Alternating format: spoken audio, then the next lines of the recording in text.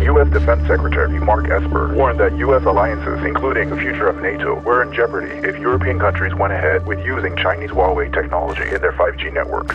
The company is deeply tied not only to China, but to the Chinese Communist Party. We have shipped more than 600,000 5G AAUs over 91 commercial 5G contracts. Where the reality we face as a nation is of ever-increasing cyber warfare and seemingly ceaseless variations of intense, perhaps even weaponized economic competition. In June 2019, Keith Krach, former CEO of DocuSign, was unanimously confirmed by the Senate to run U.S. economic diplomacy as Undersecretary of State. This Ohio boy, who began his journey welding parts and later had the good fortune of welding together billion-dollar companies, has had the blessing of a true all-American dream. The Silicon Valley billionaire would take on the Chinese Communist Party, and one of its urgent missions was to defeat their master plan for controlling the future of 5G communications. The laws of the jungle have changed. Speed now is the #1 currency. Every element of our national strength must be brought to bear on this task. Our ideals, our entrepreneurial drive, our industrious spirit, and our insistence on fair play. Failure's not an option.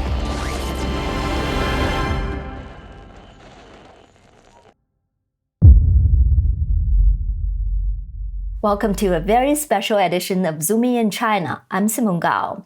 In this 3-episode series, we'll tell a story about an important battle between America and China that could reshape the world order in a significant way.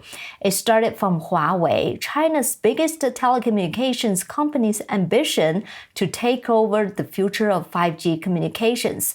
It then evolved into a grand battle between freedom and authoritarianism. Can America win? Let's start in the winter of 2017, when the protagonist of our story had an important trip to China.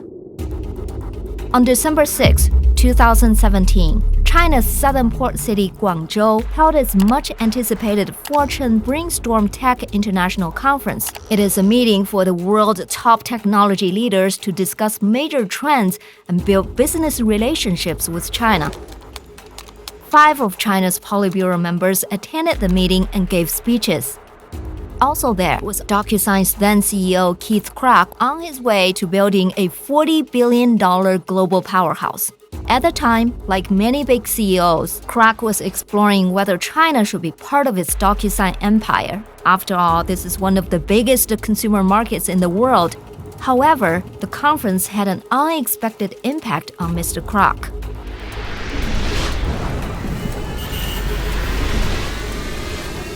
Well, I first went to China in 1981, and I went there many times on business over the years. I always deeply admired the Chinese culture and the history, but it soon became apparent that this time it was different. I could see the overt propaganda of the Chinese Communist Party and an aggression that forebode a new set of rules were at play. It was the first time I saw their drone swarm technology and heard about the One Belt, One Road, and it looked like a military supply chain to me. The guys with the best technology win the war. These guys were catching up. And if the CCP has malign intentions, then the US and our allies, we're going to be caught flat-footed. I was thinking, I wonder what the folks in Washington think about this. And who's leading the government's technology strategy? Mr. Krach returned home without forming a joint venture in China.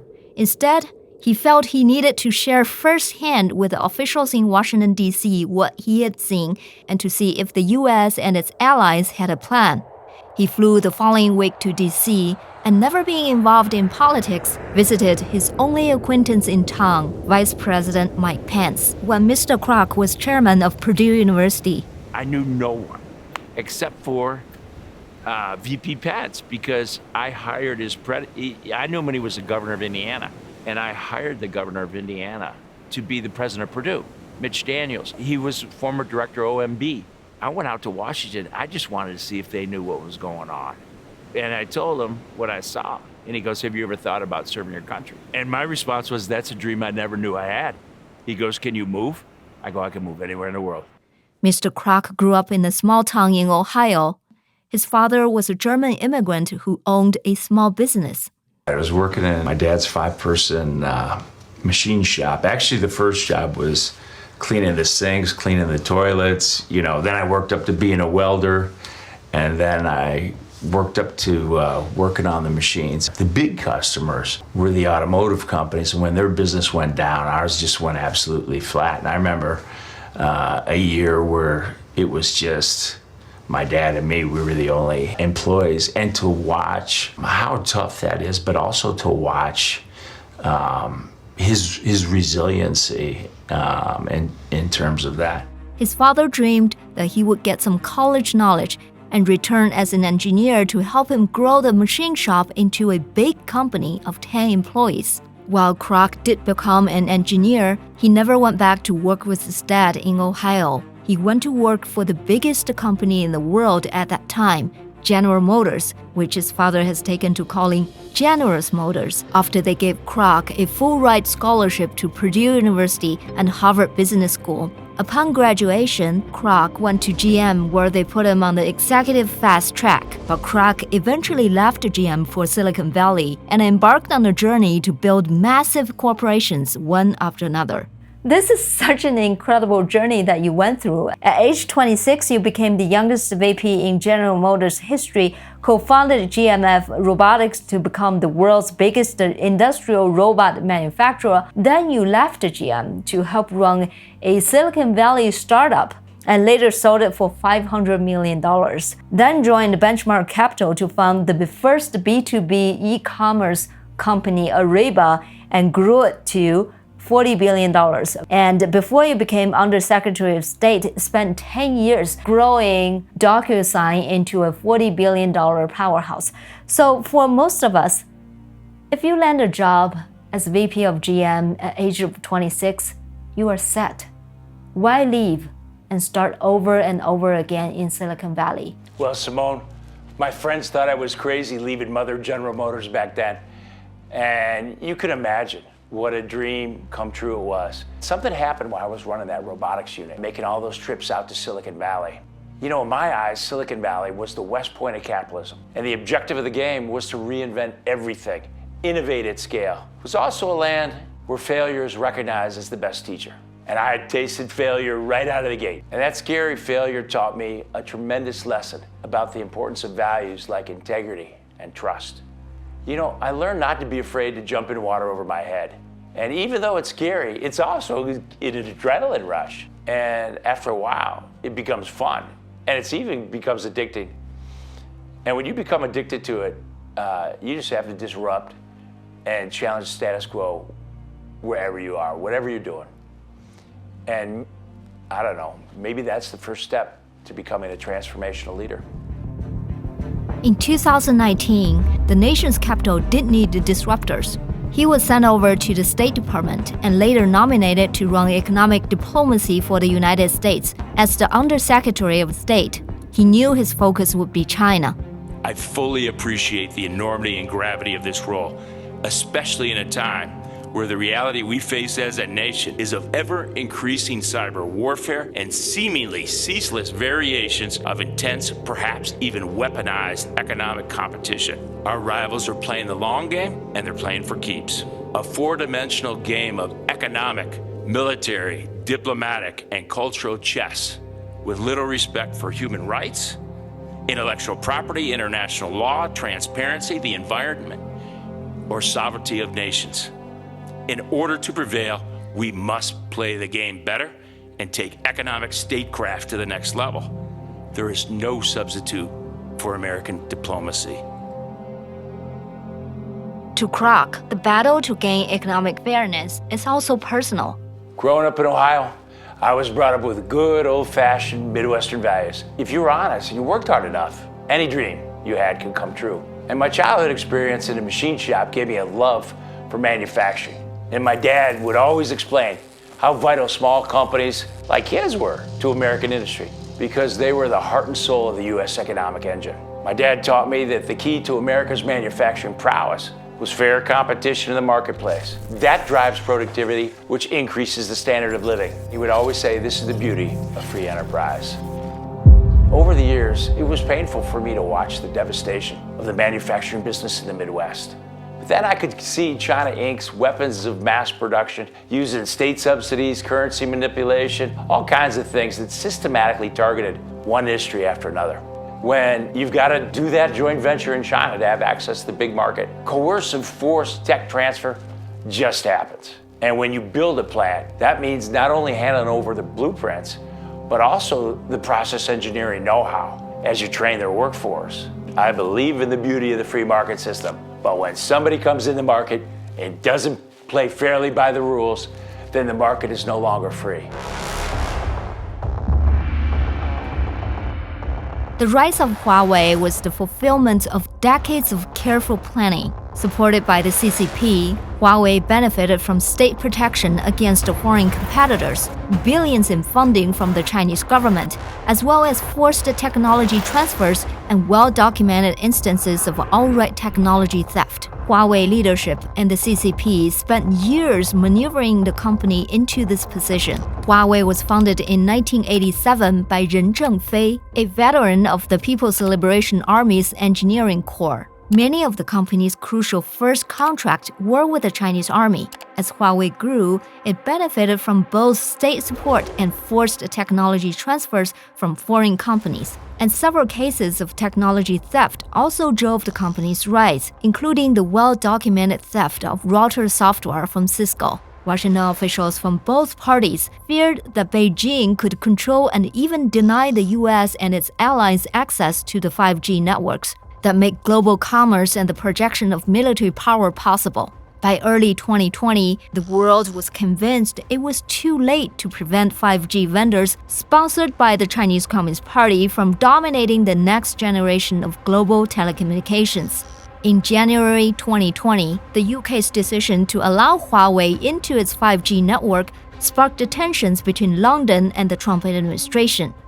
In an interview with a CNBC reporter, Vice President Pence did not hide its disappointment with the British government's decision. Well, I think the president's been very clear. Secretary of State Pompeo reiterated it this week. The United States is very disappointed. We just don't believe that utilizing the assets, the technology of Huawei is consistent with the security or privacy interests of the UK, of the United States. It remains a real issue between our two countries.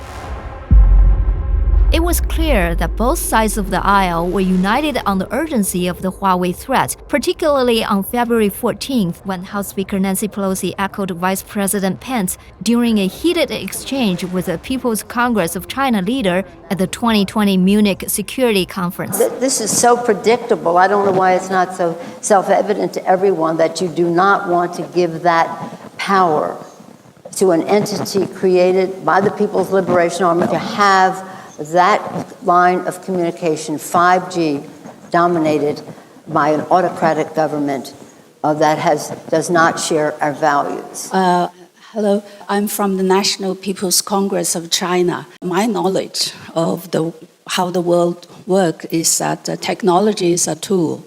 And China, since its reform started 40 years ago, have introduced all kinds of Western technologies. Microsoft, IBM, Amazon, they are all active in China. All the technologies came from Western countries, from the developed world. China has maintained its political system. The system led by the Communist Party has become successful. It's not threatened by the technologies. How come if Huawei's technology with 5G is introduced into Western countries, then it will threaten the political system? Do you really think the democratic system is so fragile that it could be threatened by this single high-tech company of Huawei? Let me just say to you that are applauding back there that Huawei was created by reverse technology of American initiatives. That was one of the main ways that they got started. We know the capability that Huawei has. We do not want to emulate the Chinese system. We don't want to be arresting millions of Uyghurs, threatening this Tibet in terms of its culture, religion, and faith, undermining democracy in Hong Kong, etc. So it isn't a question of we have Huawei and we are a model, so why are you afraid of Huawei? We understand the power of technology, and I tell you unequivocally, without any hesitation, be very careful when we go down this path unless you want to end up with a society like China. Despite the warnings from the U.S. leadership, Huawei's leadership position and momentum seemed unbeatable. A week after Pelosi spoke at the Munich Security Conference, at a press conference in London, Huawei's president of carrier business Ryan Dean announced this. We have shipped more than 600,000 5G AAUs over 91 commercial 5G contracts. Out of the 91 countries who signed up for Huawei's 5G, 47 of them were from Europe. Most of them are U.S. allies.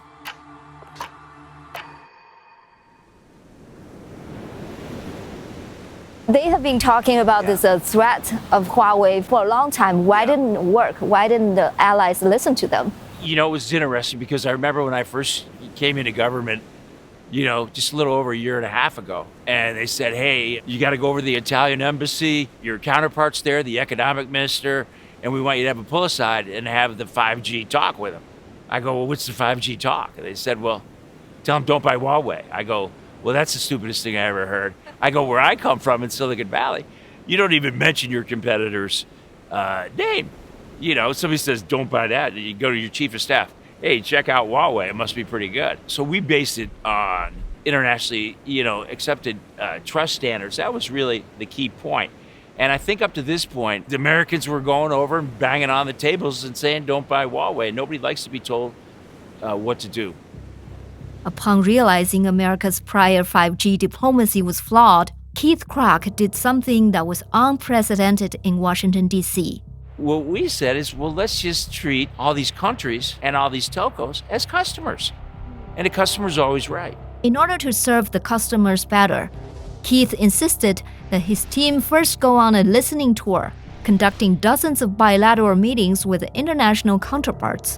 When the discussion turned to China, ministers repeatedly affirmed one thing.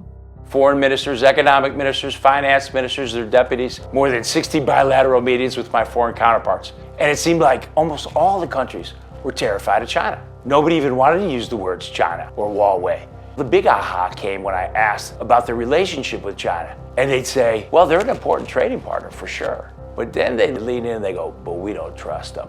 This happened over and over again. That's when I told the team, we're going to make our strategic positioning all about trust. Nobody trusts these guys. All I know is that trust is the most important word in any language.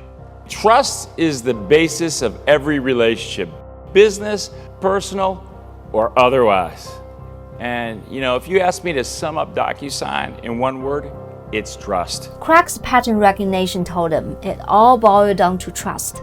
Despite seeming unstoppable, he understood Huawei was vulnerable because nobody trusts them.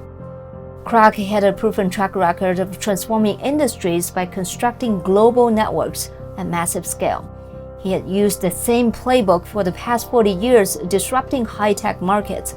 It was one of his most strategic assets. Before, he deployed it to create category kings. This time, he wields it to defend home. What we've done at all the companies is what we affectionately call the playbook. And that's the vision, the mission, the values, the team rules, the long-term goals, the strategy, and the execution, like upside-down triangle, because you can have the greatest strategy in the world, but if you can't execute, you're going to fail every time. And if you have maybe a pretty good strategy, but you cannot execute, you're going to win every time. In order to accomplish the playbook's three fundamental objectives, the strategic imperative was defeat the CCP's master plan to dominate 5G, deliver an enduring model for competing with China Inc. for all sectors, use 5G as a beachhead to build an alliance of democracies and companies. It brought over from Silicon Valley 12 private sector. And if there's anything that we knew, is that everybody wants to go with the leader and you want to buy from the leader. And in a rapidly changing market, leadership is not defined by size, it's defined by momentum. So the objective of the game was to take away the momentum from Huawei. And in order to do that, we needed an opening salvo to get them backpedaling because they were being proactive and the rest of the world was being reactive. And so that opening salvo was what the press later called the 5G Trifecta. May 15 marked the first day for the 5G Trifecta's barrage of announcement, when the world's high-tech sector woke up hearing a surprising piece of news. Taiwanese chip giant TSMC has finalized its plan to build a 12-inch wafer fab in Phoenix, Arizona. The project was approved at a board of directors meeting on Tuesday. TSMC's decision to construct its $12 billion state-of-the-art 5-nanometer semiconductor manufacturing plant represents the biggest onshoring in United States history. TSMC will create 1,600 high-tech jobs and is expected to bring its ecosystem of suppliers. They, for sure, are the most important foreign company to United States national security. They might even be the most important. I mean, we got defense companies, but they are critical. They're head and shoulders above everybody else in terms of fabricating the world's most sophisticated semiconductors, which are the basis for everything from 5G to AI, everything. That was a big deal, and we were able to close that in 2 weeks. There was a lot of discussion. There was a lot of analytical work. We had a great team working on that. And we had two theories that if we could get them to announce that they were going to build a plant in the U.S., two things would happen. One, it would be a catalyst for Congress to put some serious funding into bringing our semiconductor manufacturing back to the U.S. We said do all the manufacturing here, and now it's only like 12%. And you really need that manufacturing base to develop the next generation of equipment. So it was strategic. It was more than just having it sourced in the United States. And so that's when we worked with Senator Corrin and Senator Warner, total bipartisan, on the CHIP Act. And that's for $30 billion. And that passed unanimously in the House and 96-4 in the Senate. That was a big win.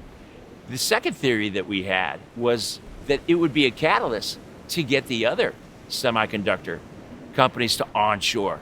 And indeed, that did happen. Matter of fact, I think Samsung's going to even build one even bigger than that. And we knew they were waiting in the wings. Also for the U.S. chip manufacturers, because the U.S. chip manufacturers had moved like to build it in Israel, Ireland, Malaysia, and we got a lot of proposals. So I'm sure the team back in Washington is working on that right now. So both those theories really proved out. It was really a catalyst. TSMC is Huawei's sole provider for advanced processing chips, which it needs for 5G and sophisticated smartphones. It was a critical step in securing the semiconductor supply chain and 5G security for the United States and its allies. But Team USA did not stop here. The Clean Path program, which basically calls for any network traffic coming in and out of diplomatic facilities, whether it's here or abroad, all our embassies, it requires a clean path. So in other words, it's trusted, it's reliable, it cannot have touched, for example, a Huawei antenna. This is the second strike of the 5G Trifecta. It marked the beginning of the Clean Path rollout beyond just the State Department. The announcement encouraged all like-minded countries and companies to join the U.S. in requiring a 5G Clean Path for their facilities. The genius behind the Clean Path strategy was raising the cost for the telco operators who were contemplating Huawei 5G. Let's say you're a telco operator and you have Huawei. It means you got to put a Ericsson or Nokia or Samsung antenna right next to it. You, in essence, got to double your cost.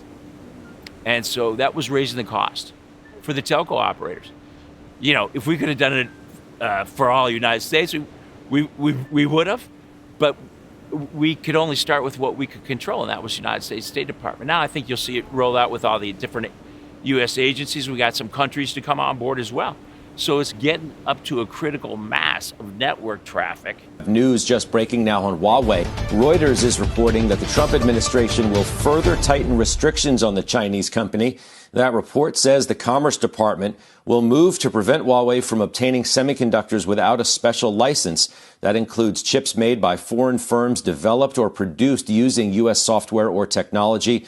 The report says the new actions are aimed at preventing Huawei from circumventing U.S. export controls.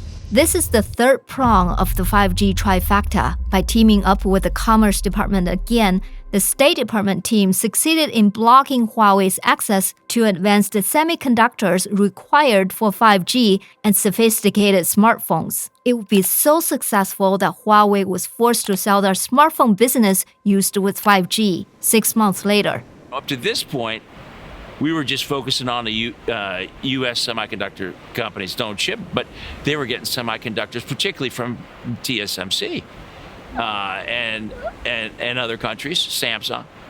And so we were able to put export controls on those companies because the United States controls the semiconductor machinery business, the equipment business, and also the design. So that was a way to be able to really loop in everybody. So it really just cut them off for the most sophisticated 5G semiconductors, and also for their phone business, which was their cash cow. They had to sell their phone business because they were running out of chips. After the initial barrage of the 5G Trifecta, Keith Krach and his team initiated a global campaign to build a new alliance of democracies. The laws of the jungle have changed. It is about speed. Speed now is the #1 currency in business today, and you need momentum for that digital transformation. And the big, they no longer eat the small. The quick eat the slow. The future of your company depends on it. It depends on action now, not 1 year from now. And success needs no explanation. Failure needs no alibi. Failure's not an option. It's go time.